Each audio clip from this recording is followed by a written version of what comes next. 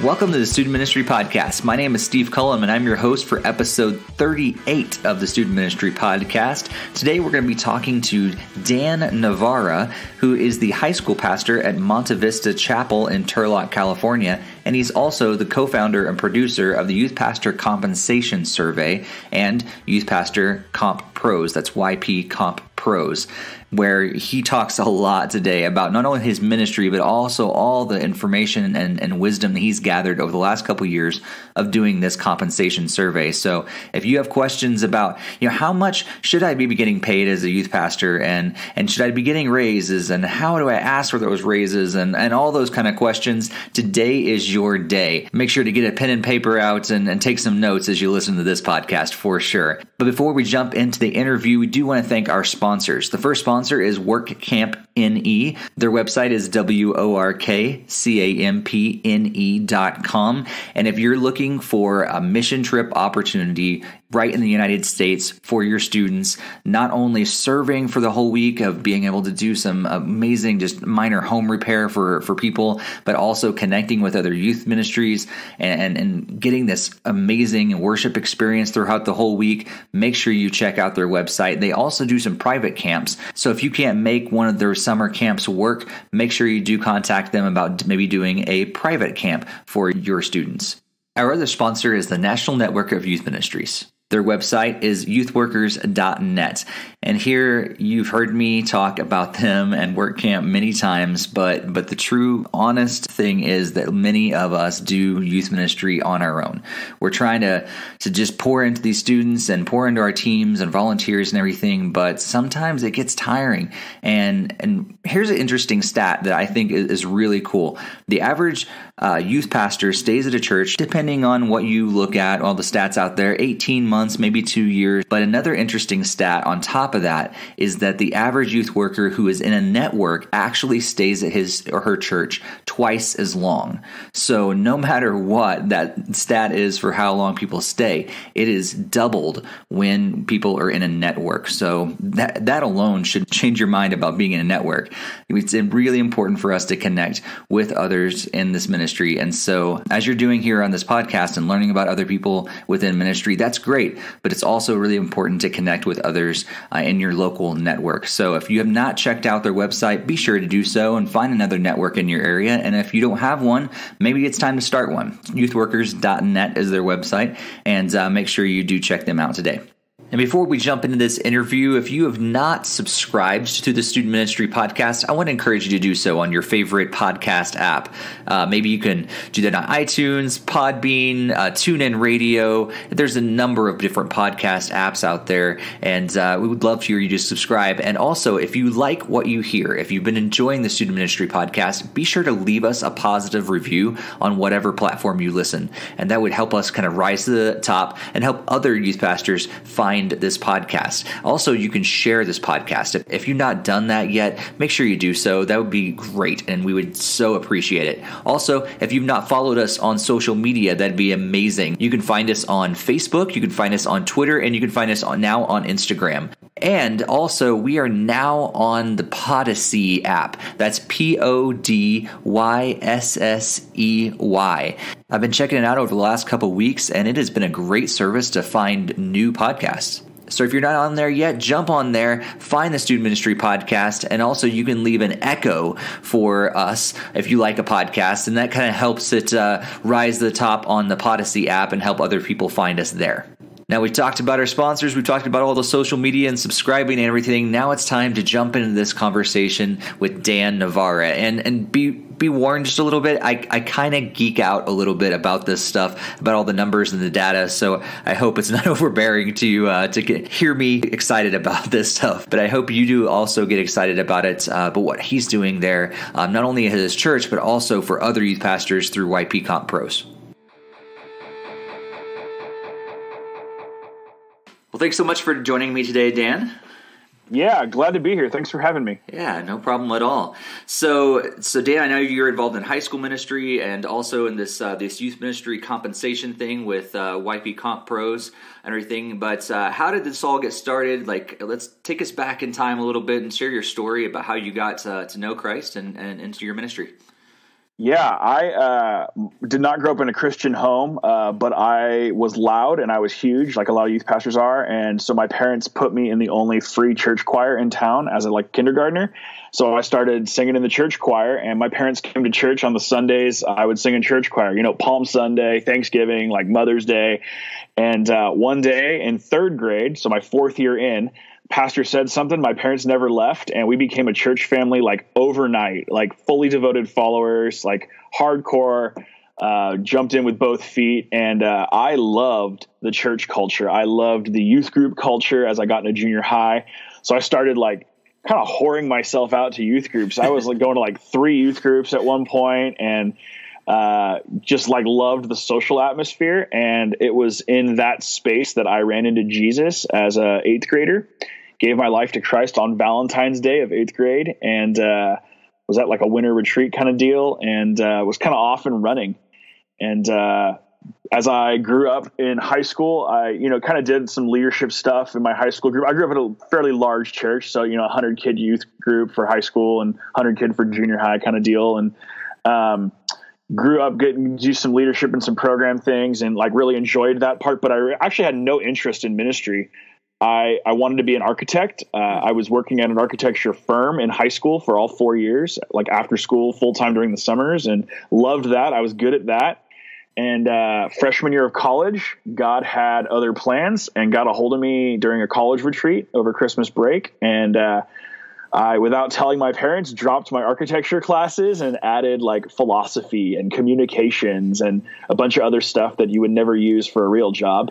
And got a job as an intern at my church a few months later, and I was off and running into full-time ministry shortly thereafter.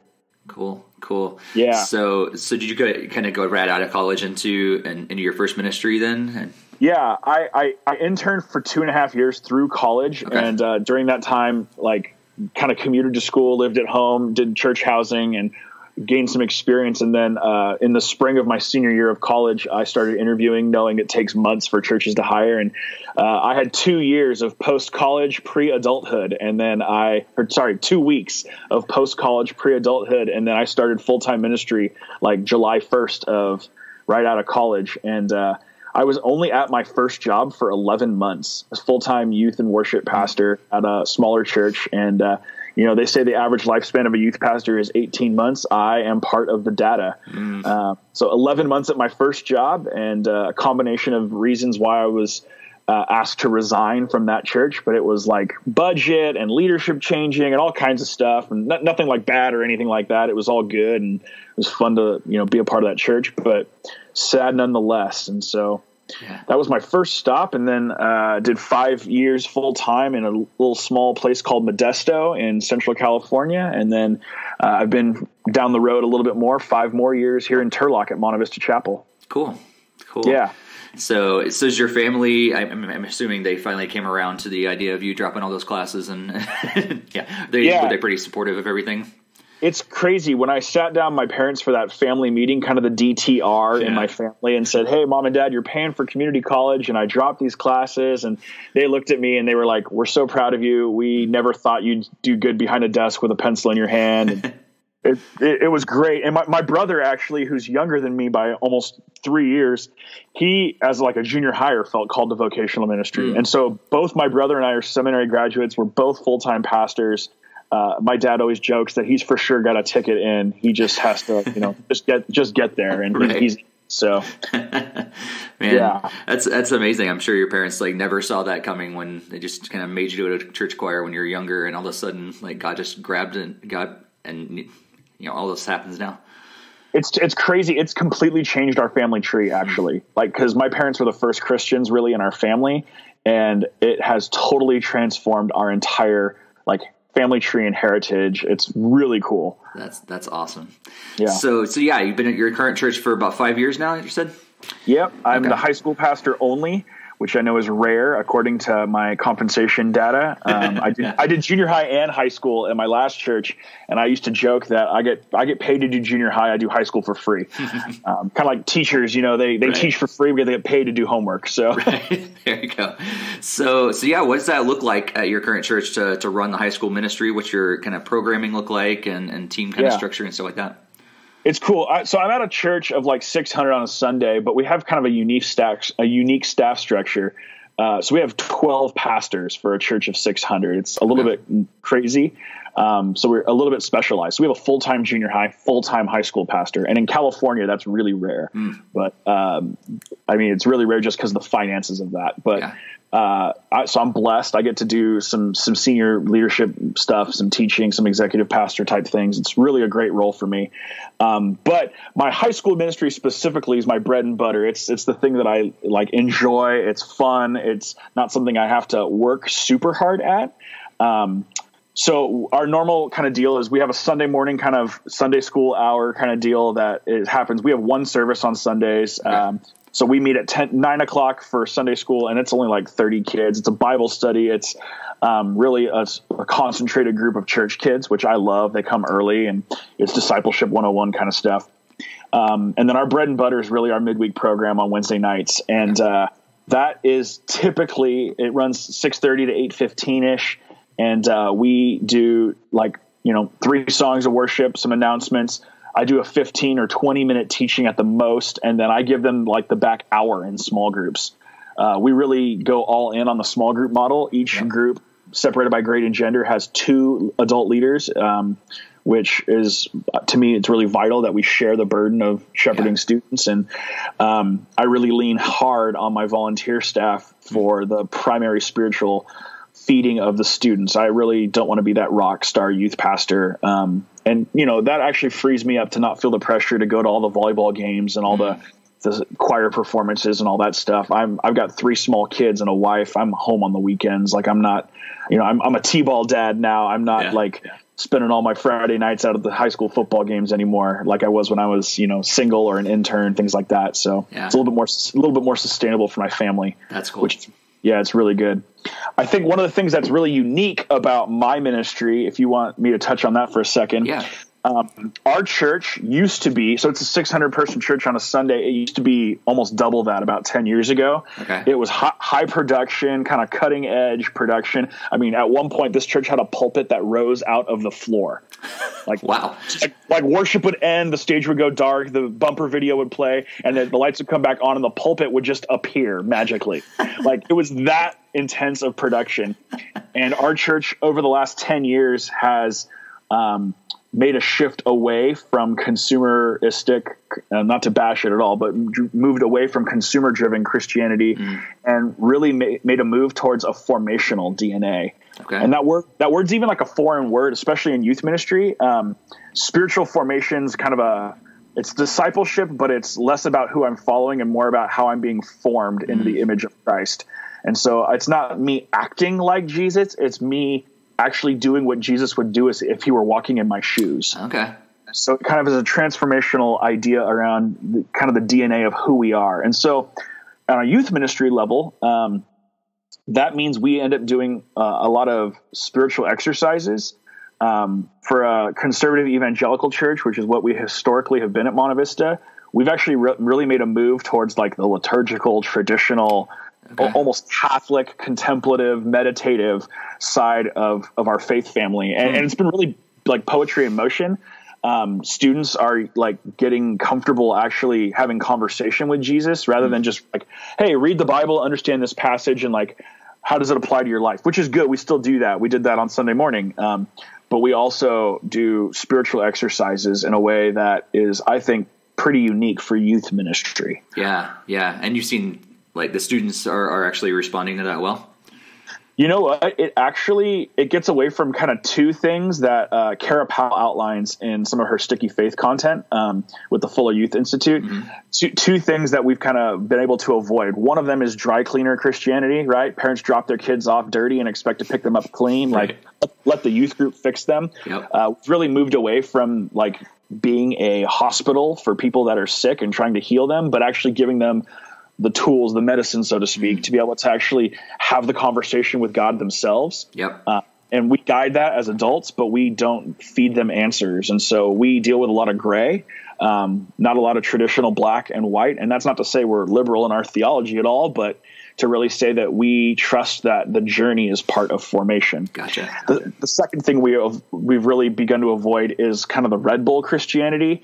This idea that if I just try harder, if I just up my energy level, if I just do better as a Christ follower, that God will love me more, or I will fit in more, or I will be more accepted, or a better leader, or whatever. We've actually gotten really away from that and said, let's train instead of try. Let's exercise muscles rather than just max lift every single time we come to church. And it really lends itself towards authenticity, transparency, kids being accepted as they are, coming as they are. We've seen the cliques within our youth ministry, 100-kid youth ministry. We've seen cliques basically disappear. It's really a family DNA of everybody has a story and everybody has a name, and we want to know all of that. That's really cool. And so it really is unique. It's like fun. It's actually fun to watch and to students embrace that stuff. Yeah, that's awesome. And it seems from my research and how I talked with other youth pastors over this podcast and other just conversations that God allows me to have, it seems like these next generations really want that sort of thing, like the fancy lights and the pulpit coming out of the stage and things like that. Maybe was a cool thing for the generations before, but a lot of these younger students are really wanting that authenticity and like, show me why this relationship with Christ is worth my time, that I can actually, why I should actually pursue this in my life. Yeah, it really takes the whole traditional idea of like, you have to believe so that you can behave a certain way so that you can belong. It really flips that on its rear and says, you get to belong first, and your story is welcome here no matter what kind of garbage or beauty you have in your story. Yeah. And because you belong, then you will find that there's a new way, a better way God's designed for how you can behave. And that behavior actually is the fruit that displays your belief. So it really flips the traditional conversion evangelism like on its head. Like, I love it. I think it's just rocking the revolution of generations. And it's cool because I don't have to be your mama's youth pastor. Like, I don't have to be on a pedestal and be perfect. Like, I mean, I don't know who your listeners are, but I like Jesus and I cuss a little. Like, it's just part of who I am. Like, I'm a normal human being who's trying to become more like Christ, and I ain't perfect at it. So. Right. Yeah. I love, there was a couple of nights, a couple of weeks ago that I actually overheard our high school students saying they love when our speakers they talk about their flaws. They don't just get up there and just talk about like, this is how it's working in my life, but to actually be open about their flaws to a certain extent. I mean, you have to have boundaries and everything, but to be able to show that, I'm working on this too. And we're all working on this together. Yeah, I think the days of coming to youth group and sharing about this story from long ago when I was this terrible person and now I'm this like way better person, that I don't think it sticks anymore. I think people want the Facebook, Twitter, Instagram, like, how are you right now? Oh, this week I was arguing with my wife. Yeah. This week I struggled with greed and adultery, or not adultery, or idolatry, or whatever. Like, hey, I struggled with adultery this week. Don't not the place to be. Yeah, hey, safe space, transparency. Right. So we can edit it out, right? right. So you have this high school ministry, but that's not all that you do. You actually have this YP Comp Pros side of your ministry. How did that all come about when you first started doing that? Yeah, so YP Comp Pros is like brand spanking new. It just launched in like November, December-ish. Like literally we just got like an actual bank account like nice. three weeks ago. Like, it's brand new. But like 2.5 years ago now, I wanted to go into my annual review with my boss with some data that suggested that I was underpaid. Because, hey, I'm a youth pastor. It's what's up. Hey, you'd see me holding up my fist to the tribe right now if you could see a video of this. But I wanted to get some data, so I just created like a Google form that was asking for some people to give me some data on their compensation, their education, and their experience, kind of the three main deals out there, and was hoping that I'd get like 50 guys or gals to like respond to this deal from like a couple Facebook groups that I'm a part of for youth ministry. And so I posted the form, and within like 2 days, I had 800 people responded to the form. It was nuts, the data that was coming in. And I had a few more questions, like what's your church size? Like, what's the church budget? What's your, how much debt does your church have? Things like that. Just the whole financial picture that affects compensation. Yeah. And started looking at trends, and like I don't know. I kind of geek out on numbers. So I threw it in an Excel spreadsheet because you can Google export into that, and started kind of mining the data. And like what I was finding was breathtaking. It was simultaneously beautiful and disgusting in a sense. Like it was something that what I found is churches don't want to talk about what they pay their pastors. It's very taboo to talk about compensation in the church. And that's mostly because it's, you're not supposed to let the left hand know what the right hand's doing. Right. And so people don't talk about it at all. And like, that's, I don't think, very good stewardship either. And so, it became a real pain point as I started kind of reading some of the comments that people would leave on the survey. Because the last question was like, hey, if you want to rant, like I'm here and it's confidential. Yeah. And people would write vignettes, like total like paragraphs of like, I've been at this church 12 years and they cut my pay. I've never had a pay raise and I'm overworked and underpaid and no benefits. And like, there was a lot of that happening. Wow. So I reached out to my friends at the Youth Cartel, and they kind of helped me process a little bit and edit. And I kind of wrote an academic paper, so to speak, analyzing the data. I mean, I've got a master's and a college degree and, went to Fuller Theological. So I kind of know how to do that stuff. And it was really well received. We had over 1,300 respondents to the first youth pastor compensation survey, and like people ate it up. It was talked about all over the place. So like, we got to do it again. Yeah. And so I did it again this last year, and kind of improved the survey, added some demographic stuff about gender, race, geographical location, zip code, even state, and got it all the way up to like 53 questions, I think. And we had 2,500 people fill the thing out, or 2,200 people, some ridiculous number. Yeah. And did part-time and full-time, and again, processed the data. I went from writing a 4-page academic paper to writing a 14-page academic paper. And what I found was it wasn't enough. People wanted deeper dives into the conversation. And so I kind of started a website and a blog with the idea that I would kind of do sub-reports. And so we did some work on the gender wage gap, and we did some stuff on cost of living adjustment based on location. And I found some really like heartbreaking, painful stuff in the survey. I mean, I'm in California, and 1 in 5 full-time youth pastors in California are paid illegally. Wow. Yeah. And that has to do with California's overtime salary laws. Okay. An employee who's salary exempt, meaning they don't qualify for overtime. You just get a paycheck and you do your work. That person must be paid double minimum wage over a 40-hour work week over a 52-week year. And in California, minimum wage for a church with 25 or more employees is $12 an hour. So that means you have to make $24 an hour, which comes out to like $49,000 a year if you do the math. For 2019. For 2018 it was less, but it was still like 44,000 or something like that.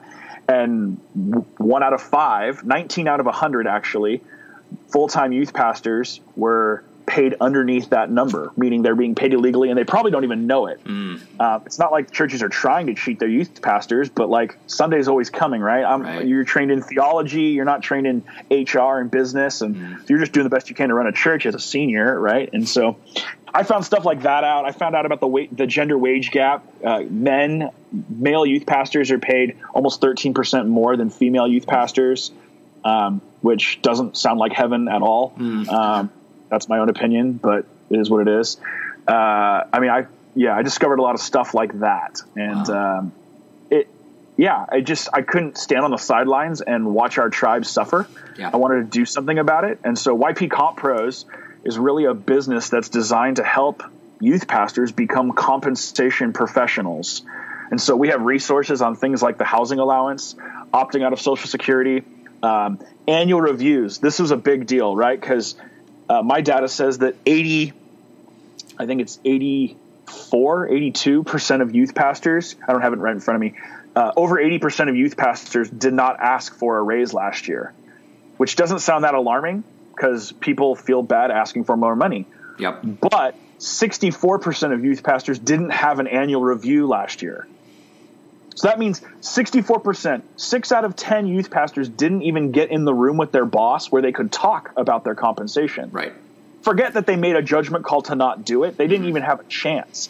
And to me, that's one of the reasons why you find out that you're underpaid is because you're not getting raises year over year. Even just simple 2% cost of living raises, do that over a 5-year span. That's 10%. Like, you're not that underpaid if you get a 10% raise over 5 years, according to what my market analysis is. So things like that. We have a 7-page free downloadable report on our website, or not a report, a downloadable annual review template that you can use with your boss. If you need to lead up and help your boss say, hey, I need to have an annual review. Can we do this? This is like a starting template that you can use. And so we have some of that kind of stuff that's just like free tools that we want to get in people's hands. A housing allowance calculator so people don't shortchange themselves on what they claim in their housing allowance. And then what we're planning on doing is launching some paid videos down the road that we kind of like masterclass super videos on how to prepare a resume, a reference letter, cover letter, how to do some interview tactics that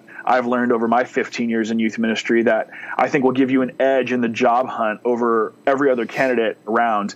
Things that will give you an advantage that could lead from you having to settle for a job that maybe is not sustainable versus getting a job that can take your calling and turn it into a sustainable career. Mm-hmm. That's so good, man. I wish I would have had this when I was starting out in ministry. I had a great education and some great mentors and everything, but it'd been awesome to just have that opportunity to like go to a website and be able to say, oh, this is how I do my housing allowance. Because at that first time around, you're like, I don't know what this is all about. I think I remember having one class on it one day in college, but like now this is reality. What do I do?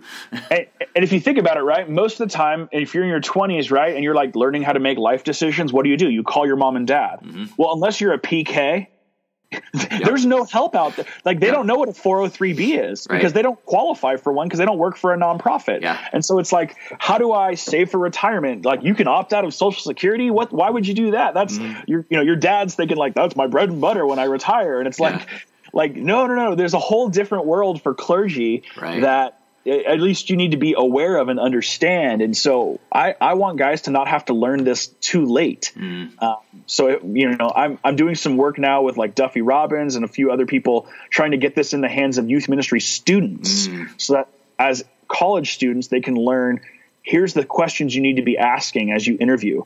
Hey, is this position an opt-out position? Am I a director or am I a pastor? Like a lot of denominations, they don't ordain or license their youth workers.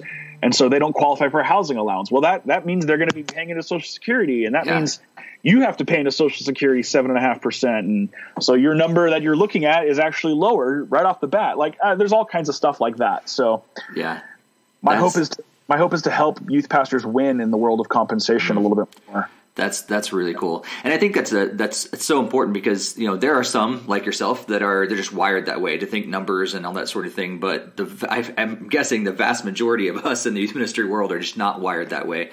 We got into it for different reasons but it's just part of the thing though. Like, and I think a lot of times we overlook it and just kind of go by, and part of it I'm assuming is like I was in a situation for a long time where I was underpaid, didn't realize it. Guy was taking care of me. I was okay. But when I started looking at everything and hearing from some research from you and some other people, I go, oh, well, that's interesting. I think what I find is, right, if the average lifespan of a youth pastor, we'll just say it's 2 years and be generous, right? Because most people would say the number that Barna did a few years back was 18 months or something like that, right? Just say it's 2 years, right? That's pretty crummy if you think about it. I think a part of the problem, not the whole problem, but part of the problem is some 25-year-old or 4-year-old who's fresh out of college gets into youth ministry and it's going great because they're single and like they're crushing. All they want to do is love students, right? Because that's why we all got into this. We want to love teenagers. Right. And then what happens is, I met somebody and I want to get married. And so you get married and then, okay, well, they have a job and I have a job. And so it's fine. And, we're still on our parents' medical insurance or whatever. And then all of a sudden you like have a kid, you want to buy a house and you're like, hey, I can't live off 35 grand anymore. I got to buy a minivan. Like life changes rapidly between 25 and 35. And what happens is the temptation for the youth pastor is I'm going to leave my church to go find a bigger church that can pay me more, or because the numbers on churches with an over $1 million budget, they pay significantly higher than churches with less than $1 million budget. And then, or B, I'm going to quit ministry altogether. And to me, that's terrible. Like those are our two options. Yeah. And so my hope is that, man, if I could double the average lifespan, if people who went through YP Comp Pro's material could double the lifespan and go 4 years at a church, well, you see your freshman graduate high school. Like that's a huge win. Yeah. I mean, and if you can see one class of freshmen all the way through, man, you've got a real chance at being a fixture at that church and earning the relational equity and the staff, the seniors seeing value in you. And hey, now all of a sudden we're going to give you that 12% raise 1 year to, we know you had a kid or you're getting married and we need to do something to like take care of that. At least you've given them time to realize that there's a need that needs to be met. Yeah. Yeah, that's huge. Man, I think that was one of the questions. I don't want to get into too many details because I don't want to like share things that I shouldn't be sharing in public. But one of the questions that I was asked at my current church when I came on board, or when they were making me an offer, because they saw my salary package from the last church, and they actually asked if I had any sort of bad feelings toward the church at all, and it was largely because they knew how much I was getting paid in my last church, and luckily, I was blessed. God was taking care of me and everything, and I didn't have any bad feelings toward it, but I could totally see where they're coming from by, being there for a really long time and really not only getting a couple of raises in that whole time spent there. Like I could have some, pent up feelings toward the church at that time. And I could see that happening within a lot of, especially young youth pastors who, just wish they could actually take care of their family. Yeah. The way I frame this is every time you as a youth pastor get frustrated with your compensation for whatever reason, maybe it's you go home and your spouse is like, hey, we got to pay this bill or, hey, you got to pick up this extra side thing or whatever. And every time your compensation is a pain point, you get a drop of bitterness and you take that drop of bitterness and you can put it in the bucket towards your church, towards your boss, towards your board, whatever. And it's not a big deal. It's just one little drop, right? But one little drop this week and another little drop the next week. And pretty soon the water level starts to rise in your bucket of bitterness. And what happens is guys kick the bucket. Yeah. And that's where you see guys either quitting or they do something even like more drastic. Like this is where you see affairs pop up. You see, porn problems and masturbation and all kinds of other like huge ways of coping with bitterness, addiction, all kinds of things creep in there. And it gets really ugly because you haven't actually dealt with, I'm bitter at this little piece of my life over here. And so part of what YP Compros is setting out to do is actually to like put the conversation in a place where you can process your bitterness. Yeah. If you have an annual review every year, at least you can be heard. Right. Which is the first step to actually like feeling like you have a chance at not being bitter. I don't know.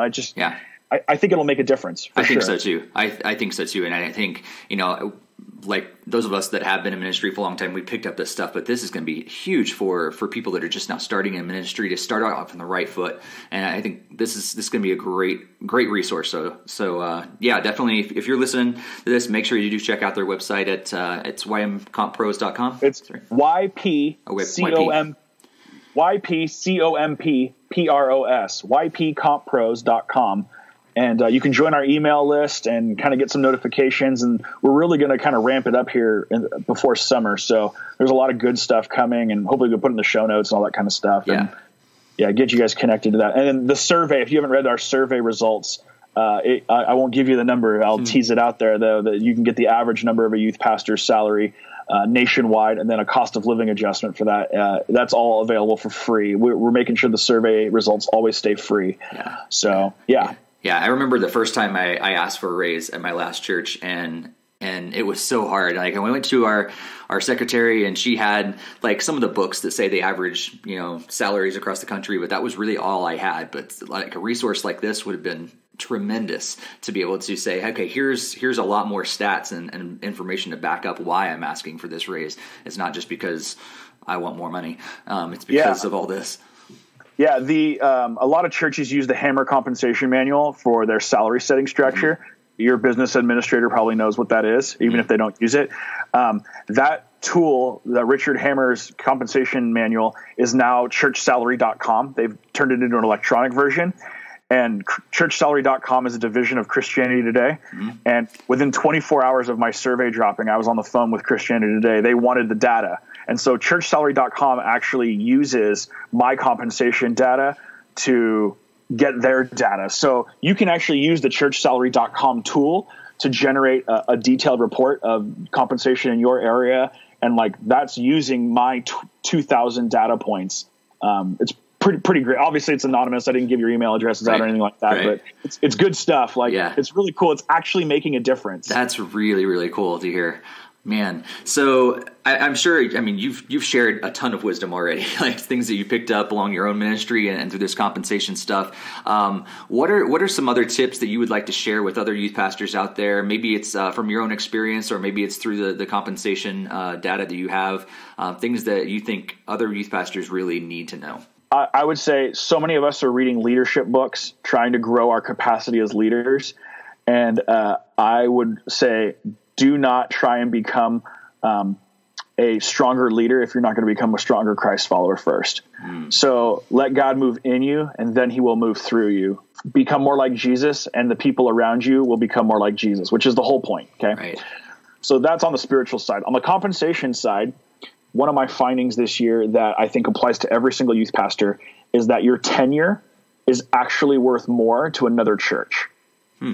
So churches that have employed a youth pastor for 10 years, their compensation is at least 10% lower than a youth pastor with the same amount of overall tenure, but they've been at their current church less than 3 years. So what that means is, right, if you get hired at a church, say you're 25 years old, you get hired at a church and you work there for 10 years, that would, for you and me, Steve, talking, that means you're probably good at your job, right? You've got tenure, like you're crushing it with students. You would think that person is being rewarded for their competency because they've been at that church for a long time. My data says it's actually the opposite. You will get paid more if at year 7 you left your church for a church that's looking for somebody with 5 to 10 years of full-time experience. They will pay you like close to 15% more to leave that church, if not more. And this is my own story. I got a 25% pay raise when I left my last church to come to this church. Because my church wasn't ready to bring me up to where the market was indicating that I was. And unfortunately, you know who loses? The students. Because I didn't stay. I mean, it was the right move for me and my family. And there's other factors. It wasn't just a money issue, but like, the students are the ones that lose, and we want to love teenagers, and the best way to love teenagers is to stay put. And so, you know, being able to get that 2% raise every year for cost of living and just say, hey, you know, here's how much it's easy to Google how much the average cost of a mortgage in your town is. Look at the trend. What's it going up each year? It's a simple like metric to be able to say, hey, here's a reason why I think I should earn more money. Right. It just costs more money to live here, and if you want me here, this is just a data point. It's all just data, and like, you know, I talked with another youth pastor about this. The critical piece of this whole thing is humility, because you can see the number of the average youth pastor, and it's an average, right? Half of the youth pastors are making less than that, right? And so you really have to have a level of humility. If you just go walk into your boss's office and say, hey, here's the numbers, here's the data, pay me, right? Well, that's going to end out with you looking for a job, and YP Compros will be here to help you. No, I'm just kidding. but like, really, we have to be humble. We got to remember that we're in God's business, not our own business. We're not trying to gain profit here. We're trying to just have our calling be sustainable. Right. Yeah. That's huge, man. It's been so great to talk to you. I mean, we probably keep talking about this, but we'll probably have to cut this short, so don't make a really, really long podcast. But this is great data. I think it's just going to be so helpful. I think. And it allows, I think, us youth pastors to be able to go in with humility and say, you know what, I'm not asking for this because I think I'm great and I need more money. I actually this is the information here. I just want to present it to you and see what our church can actually help out so that you can make sure that I can stick around here and my family can continue to minister. Yeah, it's interesting. I once heard a great definition of humility. Humility is not thinking like lowly of yourself. It's having an accurate view of yourself.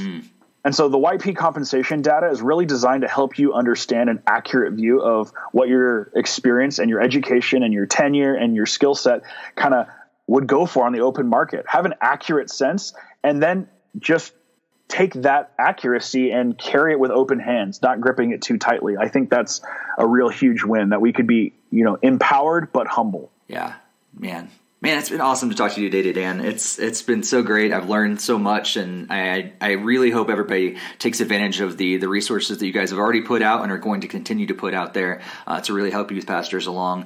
I'm sure that people are going to want to hear more from you and connect with you online. What are the best ways for people to do that? Man, at the ypcompros.com is kind of all of our content. I'm pretty easy to find on Facebook and Twitter and Instagram. YP Compros on Instagram has its own handle. We have a Facebook page called YP Compensation Survey.